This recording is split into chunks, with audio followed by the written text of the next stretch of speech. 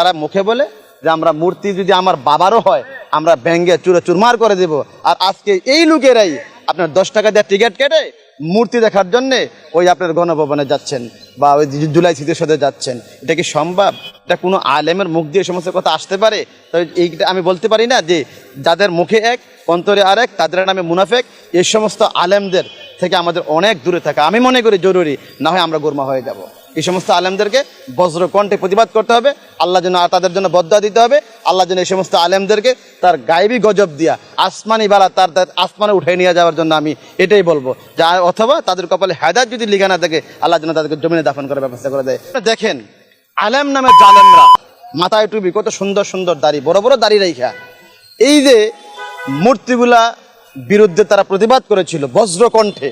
এই যে আমার হাইকোর্টের সামনে এই জায়গায় একটা ইয়া ছিল, প্রতীকী ছিল, মূর্তির প্রতীক ছিল, হাতে দাড়ি পাল্লা ছিল। দেখেন এটাও ভাঙছে। কি না ভেঙেছে? শুধু বলবেন যে আওয়ামী লীগের বঙ্গবন্ধুর মূর্তি ভেঙেছে? না, এরা এদেশে যারা জীবন দিয়ে গেছেন, এদেশের জন্য যারা পাগলপাড়া ছিলেন তাদের অনেকের প্রতীকী মূর্তি ছিল, প্রত্যেকটা মূর্তিকে তারা ঘুরাই দিচ্ছেন। কিন্তু আজকে দেখেন এই আলেম রূপী জালেমরা নিজ হাতে মূর্তি বানাইছেন, বানাইয়া কি জুলাই স্মৃতিসৌধ না কি দেখো জুলাই জাদুঘর না কি যে বলে ওইখানে এনে রাখছেন। আবার করতেছেন কি এই সমস্ত আলেম রূপী জালেমরা টাকা দেওয়ার টিকিট কেটে এই মূর্তি প্রদর্শন করতে যাচ্ছেন, মূর্তি দেখতে যাচ্ছেন।